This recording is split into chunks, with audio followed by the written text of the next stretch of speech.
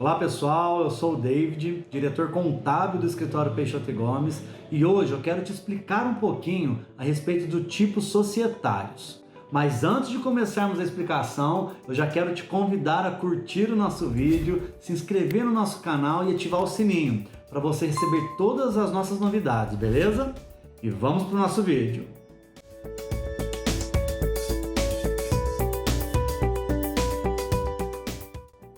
Bom, primeiramente você pode me perguntar, tá, David, mas por que eu preciso saber sobre tipos societários?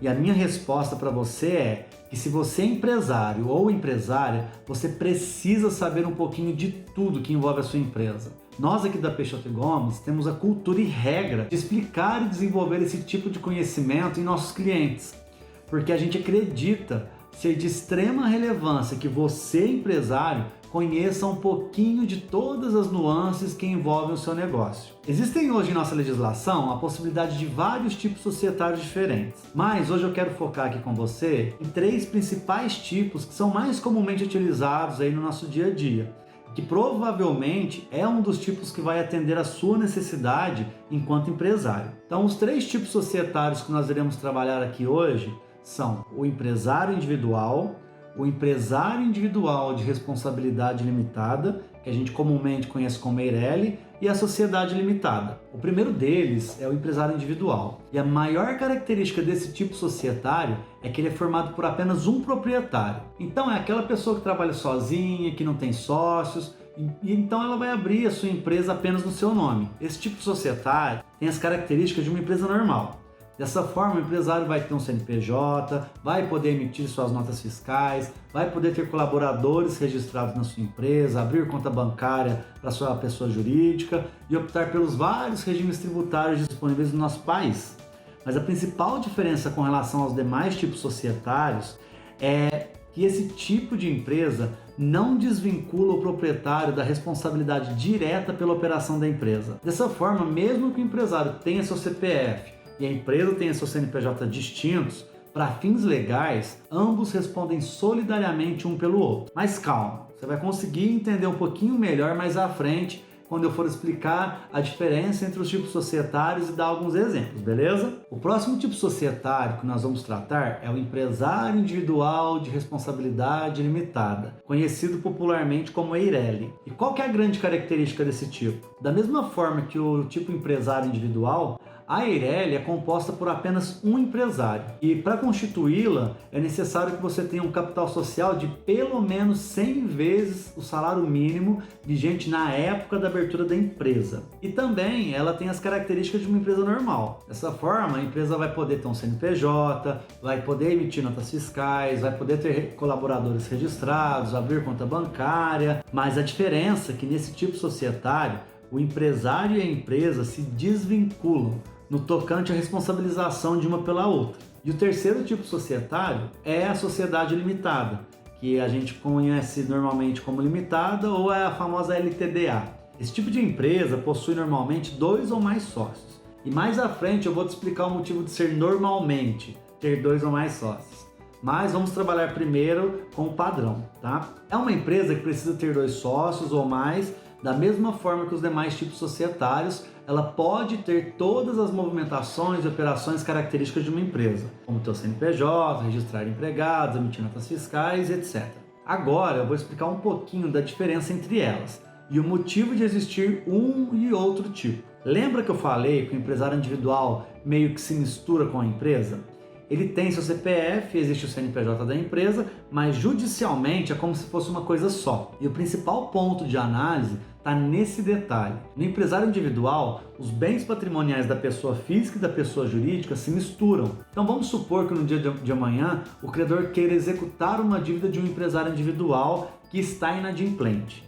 Ele pode tanto executar os bens da pessoa jurídica quanto os bens da pessoa física, ou seja, o patrimônio daquele empresário fica descoberto, sujeito ao risco do negócio. E esse é um dos, se não o maior motivo desse tipo societário não ser tão bem quisto no mercado. Já os outros 2 tipos, a EIRELI limitada, já existe uma divisão patrimonial. Então o sócio, no mesmo caso hipotético de um credor numa execução judicial, somente vai responder com seus bens pessoais até o limite das cotas de capital que ele possui. Então suponhamos, eu e você abrimos uma empresa com um capital de 100 mil reais. Eu vou ter 50% das cotas e vou aportar na empresa 50 mil reais. E você terá 50% das cotas e também terá como encargo o aporte de 50 mil reais na empresa. Se um credor vier nos executar, via de regra, ele primeiramente terá que buscar todos os bens que guarnecem a empresa, tudo aquilo que é da empresa primeiro, e somente quando esgotar esses bens, ele então poderá vir em nossos bens pessoais. Mas aí que está a grande questão. Via de regra, ele somente vai poder executar os nossos bens pessoais até o limite das nossas cotas de capital, que nesse exemplo seria os 50 mil. Da mesma forma, se o sócio tiver 10 mil, 20 mil, 5 mil, é o limite que o credor pode executar os bens pessoais dele. Então nós vemos que existe na Eireli na Limitada uma certa proteção patrimonial aos bens pessoais dos sócios. Por isso são modalidades mais bem vistas pelos empresários quando vão escolher o tipo societário para a formalização do seu negócio. Agora eu quero contar para vocês um pouquinho de história sobre essa evolução dos tipos societários. Há um tempo atrás não existia a modalidade Eireli. E o que acontece? Como eu disse, ninguém queria abrir uma empresa na modalidade de empresário individual, porque queriam resguardar seus bens pessoais. Dessa forma, a maioria dos empreendedores abriam sua empresa na modalidade limitada. Mas aquelas pessoas que não tinham sócios, que eram o único dono da empresa, o que elas iam fazer? Pois bem, esses empresários abriam suas empresas da seguinte forma: colocavam 99% das cotas em seu nome e pegavam o famoso laranja e incluía na sociedade como um sócio minoritário, sem poderes administrativos, sem poder fazer retirada de prolabore, simplesmente para cumprir o requisito que a limitada exigia de ter pelo menos 2 sócios e assim poder optar por essa modalidade. Lembrando que essa forma era e ainda é ilegal, porque o empresário está formalizando algo que é diferente da realidade. Com o passar do tempo, nosso Poder Legislativo começou a enxergar essa recorrência que havia e, no intuito de eliminar essa ilegalidade que tantos empresários cometiam, criou-se então a modalidade Eireli, possibilitou que o empresário pudesse figurar como único sócio, um único dono da empresa e ainda assim resguardar os seus bens. Mas como forma de assegurar o direito dos credores, o legislador definiu que para optar por essa modalidade, o empresário precisaria ter seu capital social no montante igual ou superior a 100 vezes o salário mínimo. Isso para garantir que em futuras execuções o credor pudesse atingir uma maior parte do patrimônio pessoal do empresário. Então, supondo que no ano de 2021 alguém queira abrir uma empresa na modalidade Eireli, ele teria que ter um capital social da empresa de 110 mil reais.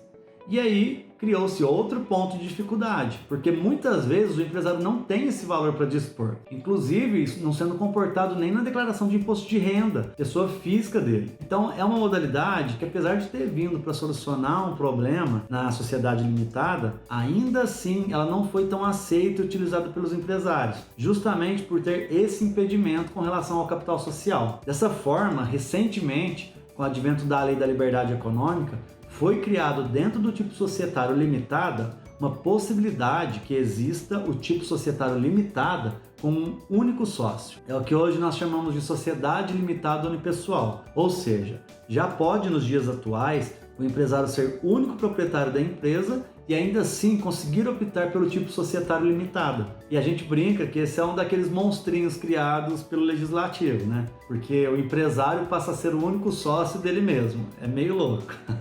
Mas apesar de ser um monstrinho, nós acreditamos que tenha sido a mudança que foi necessária para de fato resolver esses problemas de ilegalidade que ocorriam frequentemente, de incluir um sócio laranja, de distorcer o capital social para conseguir um enquadramento de Eireli, enfim. E isso porque agora o empresário pode abrir uma empresa limitada com o capital social que de fato ele pretende aplicar na empresa e ainda assim ter os seus bens particulares resguardados. Bom, é claro que para cada tipo de situação é necessário que você faça um estudo junto ao seu contador, que seja da sua confiança, para que você possa avaliar o melhor tipo societário para enquadrar o seu negócio. Então, a nossa orientação é: procure um especialista para te ajudar, porque apesar de darmos aqui esse estudo sobre os tipos societários, existem muitas nuances e detalhes a serem analisados. E o momento de estudo e análise de viabilidade do negócio e o planejamento de como será constituída essa empresa é um momento crucial e decisivo para o sucesso ou o fracasso do seu negócio, tá certo? Bom, Espero que esse conteúdo tenha te ajudado muito e te convido mais uma vez a curtir o nosso vídeo, se inscrever em nosso canal e ativar o sininho para receber todos os nossos conteúdos em primeira mão. E nos seguir aí nas redes sociais, porque lá também nós postamos diariamente conteúdos relevantes para você, empreendedor, consiga entender e desbravar cada vez mais esse cenário tão complexo e burocrático que é empreender. Um abraço e até mais.